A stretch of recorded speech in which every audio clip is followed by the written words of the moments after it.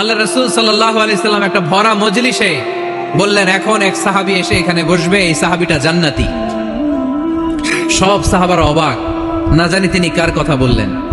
সবাই দেখতে পেলেন ইন দ্য মিন টাইম এক আনসারী সাহাবী এসে এই জায়গাটাতে বসবে। তার কয়েকদিন পরে আরেকটা ভরা মজলিসে আল্লাহ রাসূল বললেন, এখন এই মাত্র এক সাহাবী এসে এখানে বসবে, এই সাহাবীটা জান্নাতি। ঠিক ওই দিনও ওই আনসারী সাহাবীটা এসে ওইখানে বসেছে। আবার কয়েকদিন পরে আল্লাহ রাসূল সাল্লাল্লাহু আলাইহি ওয়াসাল্লাম বললেন, এই মুহূর্তে এই মজলিসে এমন এক সাহাবী ঢুকবে, এই সাহাবীটা জান্নাতি। সবাই খেয়াল করে দেখলো, ওই যে আনসারী সাহাবীর কথা রাসূল সাল্লাল্লাহু আলাইহি ওয়াসাল্লাম আগে বলেছিলেন, ওই সাহাবী এসে ইন দ্য মিন টাইম ওই জায়গায় বসেছে। চিল্লায় পড়েন সুবহানাল্লাহ। সব সাহাবীরা অবাক হয়ে গেলেন। ঘটনা কি?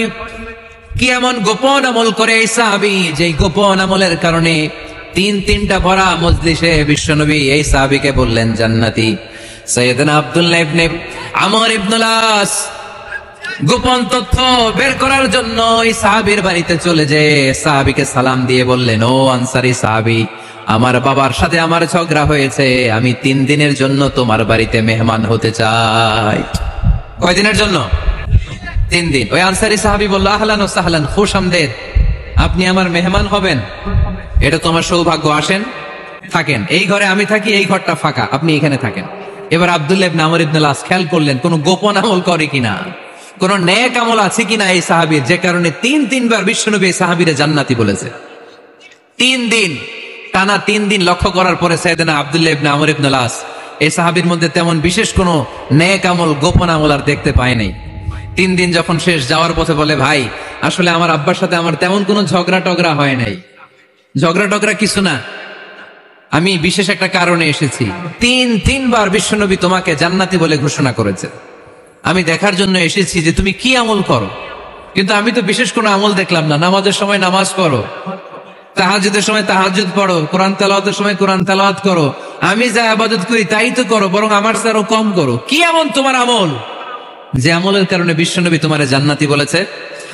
সাহাবীটাকে বলে, আব্দুল্লাহ, আমার জীবনে বিশেষ কোনো আমল নাই, এমন কোন আমল আমি আমার জীবনে করি নাই যে আমলের কারণে বিশ্বনবী আমারে জান্নাতি বলে ঘোষণা দিতে পারে।